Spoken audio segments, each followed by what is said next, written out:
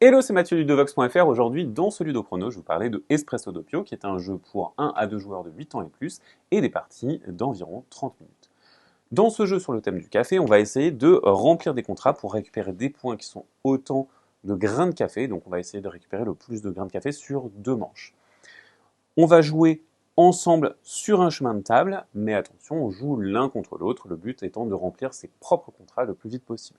Vous voyez que nous avons 3 types d'éléments, nous avons des soucoupes, des tasses et des cuillères qu'on va déplacer et permuter au cours de la partie. On joue un total de 2 manches et à la fin de la deuxième manche, le joueur qui a le plus de points gagne. Pour gagner des points, nous allons réaliser des contrats. Vous voyez que sur les contrats, nous avons un certain nombre de points qui nous sont accordés à chaque fois qu'on remplit le contrat. Et sur les contrats, nous avons des contraintes. Par exemple, ici, c'est d'aligner tout simplement 3 cuillères dans cet ordre, sachant que vous pouvez lire la carte dans les deux sens. Ça sera par exemple caramel, blanc, chocolat, ou alors chocolat, blanc, caramel. Vous allez dans l'ordre que vous le souhaitez.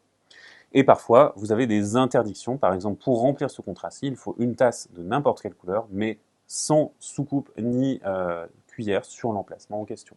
On va jouer sur le chemin de table avec des déplacements et des permutations. Donc les déplacements, c'est de déplacer des éléments à un autre endroit, et la permutation, c'est tout simplement les échanger. Donc c'est les deux types de mouvements qu'on va pouvoir faire.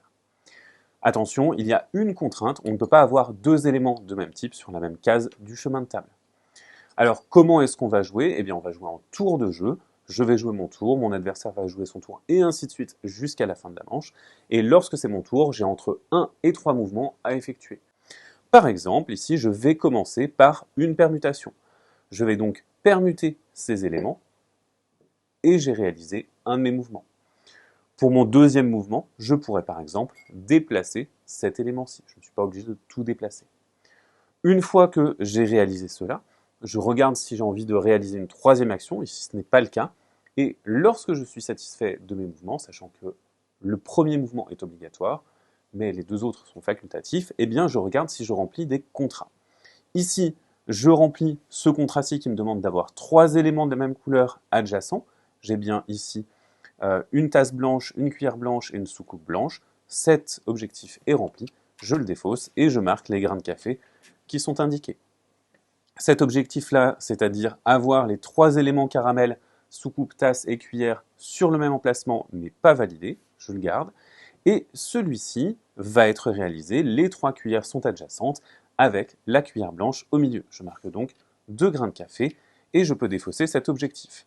Je vais ensuite remplir ma ligne d'objectifs pour en avoir 3 et c'est au tour du joueur suivant. Le joueur suivant joue son tour, puis c'est à moi, et ainsi de suite jusqu'à la fin de la manche. La fin de la manche se déclenche lorsqu'un joueur n'a plus d'objectifs.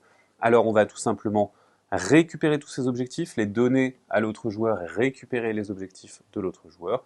On fait donc une autre manche en miroir, et lorsque cette autre manche s'arrête, le joueur qui a le plus de grains de café gagne la partie.